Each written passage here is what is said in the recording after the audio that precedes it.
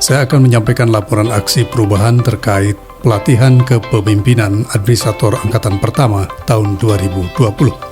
Terlaksananya aksi perubahan dengan judul Penguatan Manajemen Newsroom Pro 3 RRI melalui alur kerja yang formal, sistematis dan terdokumentasi, tidak lepas dari peran mentor dan coach serta stakeholder lainnya. Butuh waktu hampir 2 bulan proyek leader dalam melaksanakan aksi perubahan ini. Beberapa tahapan harus dilakukan proyek leader dalam melaksanakan aksi perubahan ini, mulai dari konsultasi judul, kemudian pembentukan tim efektif, rapat dengan tim efektif, konsultasi dengan coach, penyusunan draft panduan alur kerja, sosialisasi, kemudian validasi, hingga pembuatan laporan aksi perubahan. Tidak mudah memang dalam melaksanakan aksi perubahan ini, tidak hanya waktu, keinginan mereka untuk membangun komunikasi menjadi salah satu kendala yang dihadapi. Mengingat teman-teman bekerja secara operasional dengan tugasnya masing-masing, sehingga cukup sulit untuk menyatukan persepsi dalam melaksanakan aksi perubahan ini. Namun, setelah kami melakukan pendekatan emosional serta menjelaskan apa yang akan terjadi ke depan, seperti hilangnya pejabat eselon 4 dan kemungkinan bergantinya pimpinan, mereka akhirnya mau mengikuti perubahan ini. Agar pelaksanaan rancangan aksi perubahan dapat berjalan dengan baik dan sesuai harapan, maka perlu adanya identifikasi dari pihak-pihak yang terlibat, baik langsung maupun tidak langsung sebagai pemangku kepentingan untuk mengetahui pengaruh, dukungan kepentingan, kemungkinan adanya hambatan atau penolakan, seberapa besar pengaruhnya terhadap rancangan aksi perubahan ini, baik hubungan formal dan juga informal. Pada rancangan aksi perubahan ini terdiri stakeholder internal dan stakeholder eksternal. Nah, apa saja yang baru dalam aksi perubahan yang saya lakukan ini? Di antaranya terwujudnya draft buku pedoman atau alur kerja. Hal ini dapat mempertegas apa mengapa dan siapa yang berbuat apa dan bagaimana perencanaan ini dapat dilaksanakan. Dalam judul aksi perubahan dikatakan penguatan manajemen newsroom Pro 3 melalui alur kerja yang formal, sistematis dan terdokumentasi. Disebut formal karena sesuai dengan aturan yang berlaku atau standar. Kemudian bagaimana dengan alur kerja yang sistematis, yakni adanya upaya untuk menguraikan dan merumuskan sesuatu dalam hubungan yang teratur dan logis sehingga membentuk suatu sistem yang berarti secara utuh, menyeluruh, terpadu dan mampu menjelaskan rangkaian sebab akibatnya. Lalu apa yang disebut terdokumentasi? Hasil agenda setting yang dilakukan setiap hari ada dokumentasinya. Lalu apa indikator dari keberhasilan aksi perubahan ini?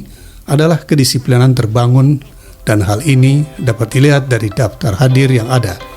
Kemudian terbentuknya mekanisme interaksi antara satu dan yang lainnya tergambar jelas dalam alur kerja ini.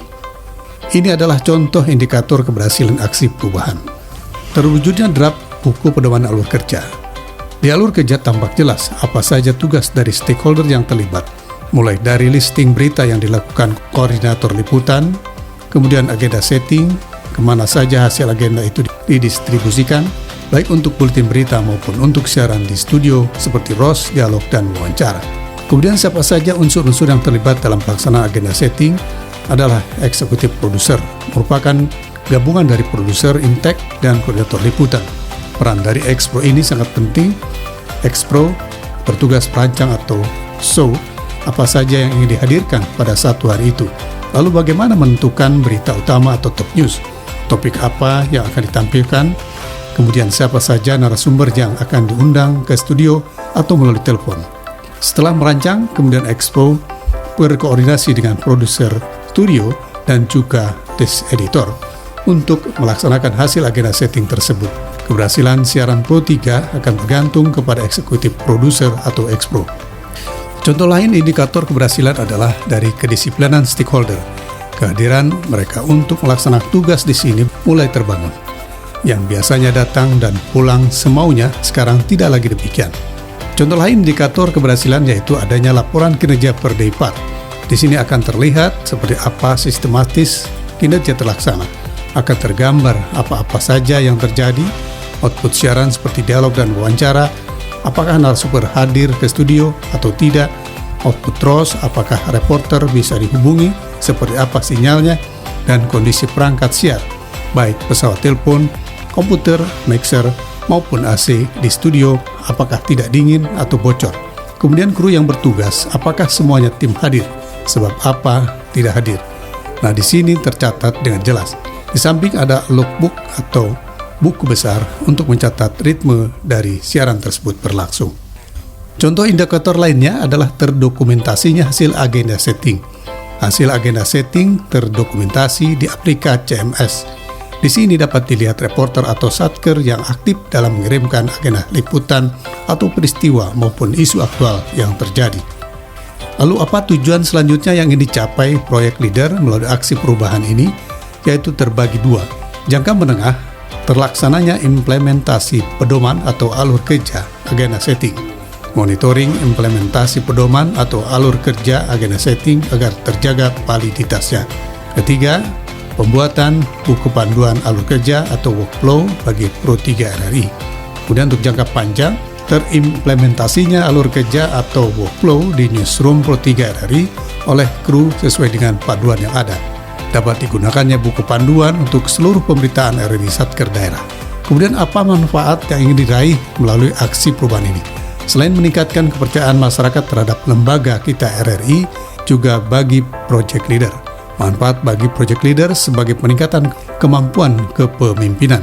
Kemudian sebagai bukti pelaksanaan aksi perubahan sesuai target.